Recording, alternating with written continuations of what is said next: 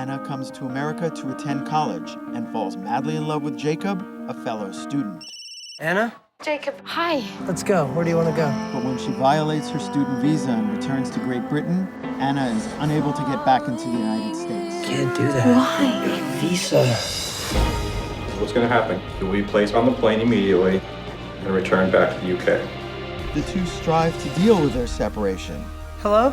Hey. and keep their love alive in Like Crazy. We've all just seen it. Sean, what'd you think? This film takes young love, young people in love, and puts them in adult situations, really makes them have to deal with adult questions and make adult decisions, and I think that's what makes it unique and what I really enjoyed about it. I am not a huge fan of sappy romance films. Aww. However, what Like Crazy does is it demonstrates that the falling in love is very easy. It's the staying in love that is where all of the work happens. Anybody can pretty much relate to the work that you have to put into actually staying in love. But then I think on top of that, I think about people who are separated, who have great distances between themselves and their loved ones. So I think about like the military.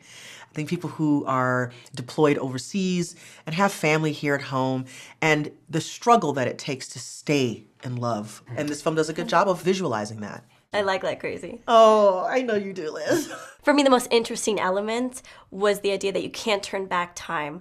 A lot of romances and a lot of the joy of watching romances is watching the couple get together for the first time.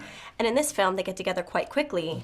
And then you're drawn in to see if they'll stay. I think that's more of a substantial question than most romances try to tackle. I think it's interesting that you point to this notion of time as being this loop that people can get lost in as they fall in love and they try and recapture that. It's this constant push to go backwards. And I think that we get to see a lot of that, especially as they're separated from one another. We see how they grow and become more and more distant from that moment when they first fell in love. When it settles down into them really having to deal with this distance, really having to deal with what are we going to do now that, you know, we are in love with each other and you're in Great Britain and I'm here in Los Angeles, how is that going to work? And when it explores that, that is something I actually haven't seen on film before, and I thought that really worked. And I like that idea of holding on to the past and not wanting to move on to the future. And it's a really cinematic, tragic, emotional story. And I think that theme is reinforced very strongly visually. It's shot in this way that you see our characters separated by partitions often. I think the way the film grounds itself is in its performances. We have Anton Yelchin and Felicity Jones, and they do a fantastic job. I think that there is a tremendous amount of chemistry between the two of them, and you buy that this couple could just fall madly head over heels in love. The eagerness of it, the idea of it, of you and me. Part of what makes the movie work really well is we're not necessarily rooting for these two people to wind up together. There's enough with Jennifer Lawrence that's well done enough that you're sort of questioning, should Anton Yelchin be with Jennifer Lawrence? Is that a better match for him? Two other performers that I'd like to single out are Felicity Jones's parents, played by Alex Kingston and Oliver Muirhead. They're hilarious on screen. They're fantastic performers. At their first meeting of her boyfriend, she's like, so you are being adult, mature, and protecting yourselves, right? And you just see Anna just melting, just totally embarrassed. They're just mortified, but everybody laughs, and it just feels very natural and comfortable. I think our director, Doremus, brings a lot of reality into this film, along with the improvisation, but the themes that are explored, like the idea that we don't necessarily root for this couple to stay together,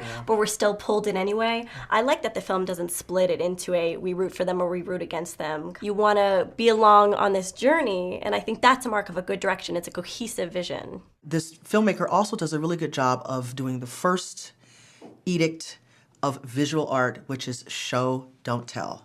He does not give us a lot of exposition and dialogue, and the really dramatic moments, the story is really told in the spaces between the moments of intense conflict. I really appreciated the fact that the director avoided these moments of high drama. You see everything in the aftermath. You see someone talking on the phone about, well, we agreed to this, but you don't see them making the agreement.